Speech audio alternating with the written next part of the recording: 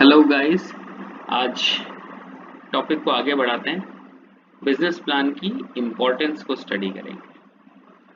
कल हमने देखा बिजनेस प्लान क्या होता है। तो बिजनेस प्लान सिंपली एक ऐसा प्लान है जो कि हमारे बिजनेस को हम कैसे सेटअप करें उस चीज के लिए हमको गाइडेंस प्रोवाइड करता है।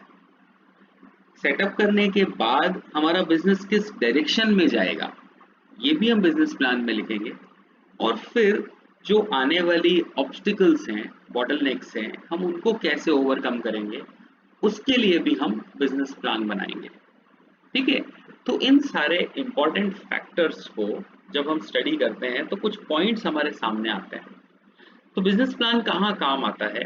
Business plan helps in determining viability of the venture.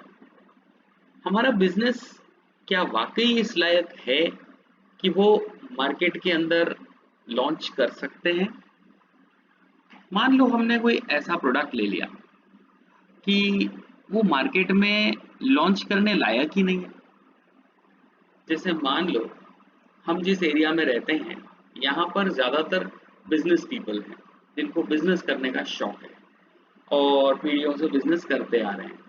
अब हम एक ऐसा बिजनेस सेटअप करें जिससे कि यहाँ पे चलने वाले बिजनेस को कोई नुकसान होने वाला होगा तो वो कभी भी हमारा बिजनेस चलने नहीं देंगे, है ना।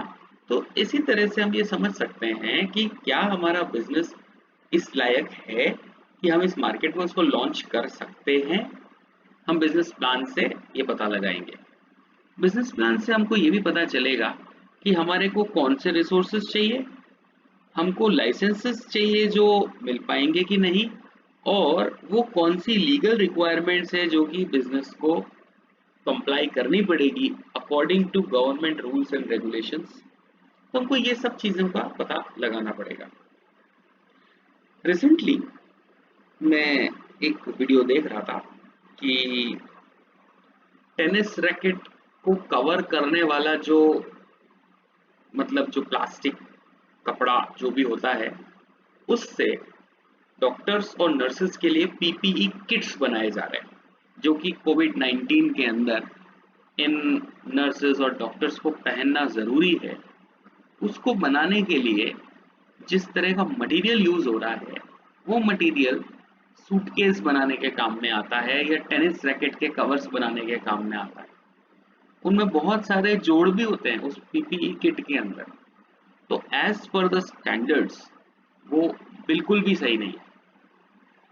ऐसी ही कुछ चीज़ों को देखते हुए आज या कल हमने देखा कि राजस्थान गवर्नमेंट ने वो पीपीई किट लेने से ही मना कर दिया। ऑलरेडी एक किट 600 रुपीज़ का आता है और ऐसे 1 लाख किट बनाने का ऑर्डर दे रखा था और वो ऑर्डर बीच में ही कैंसिल कर दिया। आप सोचिए कि बिजनेस करने वाले जिन लोगों ने इस तरह का पीपीई किट बनाने की कोशिश की उन्होंने क्योंकि गवर्नमेंट के उन स्टैंडर्ड्स को पूरा नहीं किया इसीलिए वो किट बैन हो गया, बिजनेस शुरू होने से पहले ही बंद हो गया। तो जब हम बिजनेस प्लान बनाते हैं तो हम इन सब चीज़ों को स्टडी करते हैं पहले से ही कि कहीं हम ऐसी कोई चीज़ तो नहीं कर रहे। ठीक है। आप इसी एग्जांपल को इन सभी पॉइंट्स से आप कनेक्ट कर सकते हैं।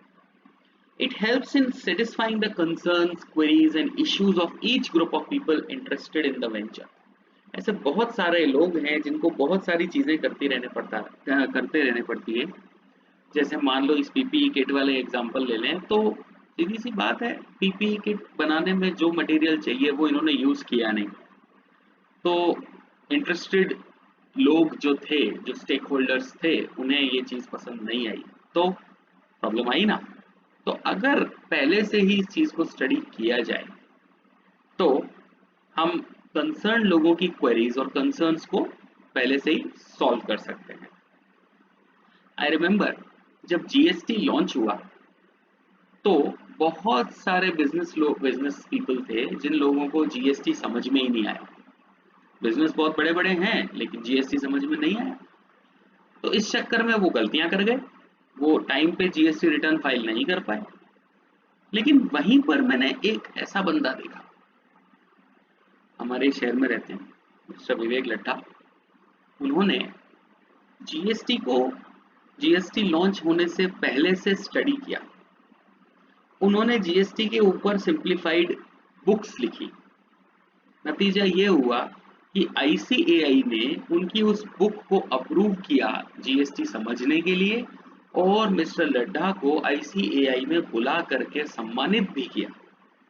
तो जब आप प्लान करते हो तो आपको पहले से पता चल जाता है कि क्या चीजें हो रही हैं और उनको किस तरीके से अपने बिजनेस को रन करना है ना। Then it provides a room for self assessment, self evaluation, requiring entrepreneur to think through various scenarios and plans ways to avoid obstacles। जब आपके पास में प्लान्स होते हैं तो आपको पहले से पता होता है कि क्या करना चाहिए था, जिससे कि होने वाली गलतियों को आप पहले से ही समझ जाओगे, आप खुद को इवैल्यूएट कर सकते हो। ऐसे भी ले सकते हैं कि हमने एक ऑब्जेक्टिव बनाया था, वो ऑब्जेक्टिव पूरा हुआ या नहीं, या हम उस ऑब्जेक्टिव के लिए सही डायरेक्शन में मूव कर रहे हैं या नहीं। हम इन सब चीज़ों को अपनी परफॉर्मेंस के साथ मैच कर सकते हैं और करेक्टिव एक्शन ले सकते हैं, सेल्फ असेसमेंट और सेल्फ इवैल्यूएशन कर सकते हैं। हमको बिजनेस में आने वाले ऑब्स्टिकल्स भी पता चल जाते हैं। जैसे मान लो कि अगर हम पहले से प्लान करके चलें, हमें पता रहेगा कि किस तरह की प्रॉब्लम आ सकती है, तो हम उन ऑब्स्टेकल्स को पहले से ही फाइंड आउट करेंगे और फिर करेक्टिव एक्शंस के लिए तैयार रहेंगे, है ना। एंड फाइनली यहाँ इन्वेस्टर्स, लेंडर्स, जो भी हमारे क्रेडिट के 4 सी हैं, जिसमें character, cash flow, collateral and equity contribution भी आता है, इन सब से एक पर्सन की, एक एंटरप्रेन्योर की क्रेडिट हिस्ट्री पता चलती है। तो बिजनेस क्या करता है या एंटरप्रेन्योर क्या करता है, पहले से ही अपनी सारी ऑब्लिगेशंस को आइडेंटिफाई करके और फिर वो रिजर्व्स और प्रोविजंस बना करके और फिर पेमेंट्स करता रहेगा, जिससे कि अपने कैश फ्लोज को, कोलैटरल को और इक्विटी कंट्रीब्यूशन को इस तरीके से यूज करेगा कि उसका कैरेक्टर भी बिल्डअप हो जाए, उसकी गुडविल अच्छी रहे।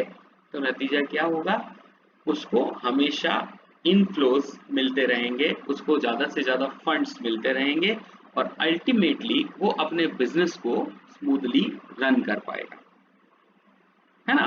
तो बिजनेस प्लान को अगर हम ढंग से स्टडी करें तो ये हमको बता रहा है, हमको यानी जो भी इन्वेस्टर्स हैं और गवर्नमेंट है, उन सबको बता रहा है कि एक एंटरप्रेन्योर क्या कर रहा है, वो ऐसा क्यों कर रहा है और वो जो कुछ भी कर रहा है वो कैसे कर रहा है ना।